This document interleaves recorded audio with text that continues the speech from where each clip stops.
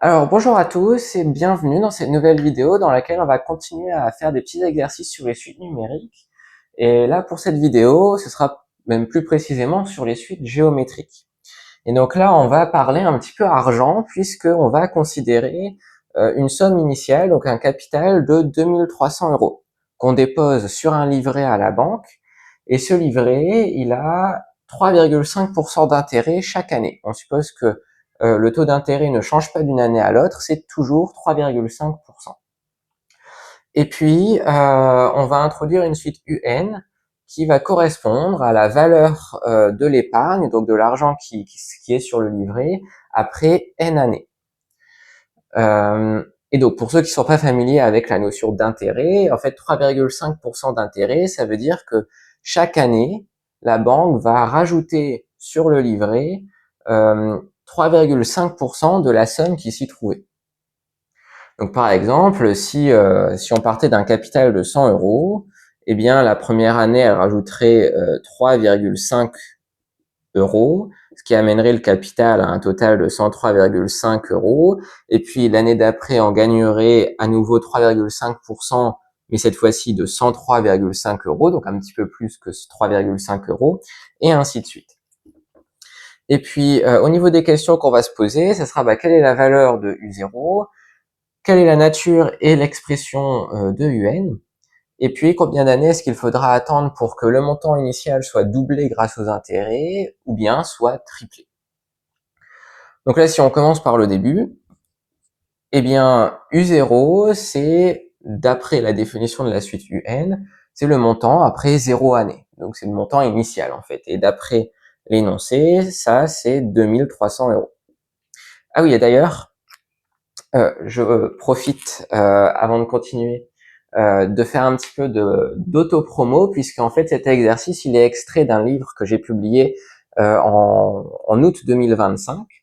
Donc qui reprend toutes les notions de terminale et toutes les notions importantes de première et de seconde, donc notamment tout ce qu'il faut savoir sur les suites numériques. Il est vendu comme un livre de terminale, mais en fait il peut très bien être utilisé par des élèves de première et de seconde.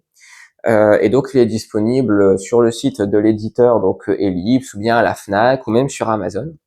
Donc voilà, si vous voulez faire des exercices de ce type-là et tout maîtriser en mathématiques, je le recommande.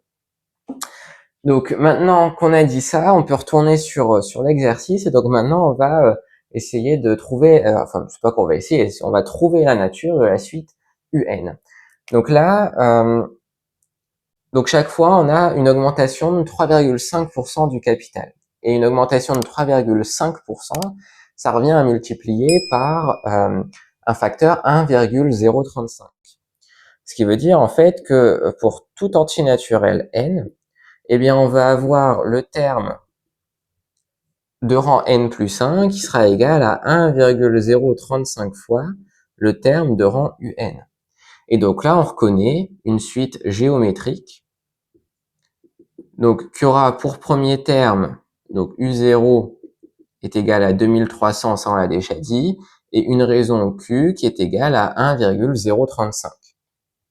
Donc une fois qu'on a ces informations-là, donc le fait que c'est une suite géométrique, son premier terme et sa raison, eh bien à partir de ça, on peut en déduire l'expression de UN. Donc UN pour une suite géométrique, eh bien c'est U0 fois Q puissance N. Donc là on va avoir U0 2300 fois Q, donc 1,035 puissance N. Et donc maintenant pour la troisième question, eh bien on veut savoir quand est-ce que le capital aura doublé. Donc là on va prendre par exemple U indice N0, et on veut que U N0 soit supérieur à 2U0. C'est ça que ça veut dire doubler. Donc ça, si on remplace, c'est équivalent donc à U0 fois 1,035 puissance n plus grand que 2U0. Donc là, il y a U0 de chaque côté. Et comme c'est positif, eh bien, on peut les simplifier sans changer le sens de l'inégalité. Donc là, ça revient à chercher donc n0 tel que 1,035 puissance n0 soit supérieur à 2. Et donc la petite astuce, quand on a du n ou l'inconnu, peu importe comment elle s'appelle, mais quand on a l'inconnu qu'on cherche à isoler en puissance, eh bien l'astuce c'est de composer par le ln. Donc là on va avoir n0 ln de 1,035 supérieur à ln de 2. Et donc maintenant, si on isole, ça fait n0 supérieur à ln de 2 divisé par ln de 1,035. Et là, on change pas le sens de l'inégalité parce que ln de 1,035, c'est positif. Mais bon, il faut quand même se poser la question, dès qu'on multiplie ou qu'on divise par un nombre dans une inégalité, il faut savoir si ce nombre est positif ou négatif pour savoir si on change ou non le sens de l'inégalité. Là, c'est positif, donc on ne change pas. Et ln de 2 divisé par ln de 1,035, ça fait à peu près 20,2. Donc en fait, il faudra attendre 21 ans pour que le capital soit doublé. Maintenant, si on se pose la même question pour savoir quand est-ce qu'il va être triplé, eh bien en fait là maintenant on cherche UN1 tel que on cherche N1 pardon tel que UN1 soit plus grand que 3U0. Donc, en fait ça va être les mêmes calculs. La seule chose qui va changer c'est qu'au lieu d'avoir un 2, eh bien on va avoir un 3. Donc ça veut dire que N1 doit être plus grand que ln de 3 sur ln de 1,035. ln de 3 sur ln de 1,035, ça fait à peu près 31,9.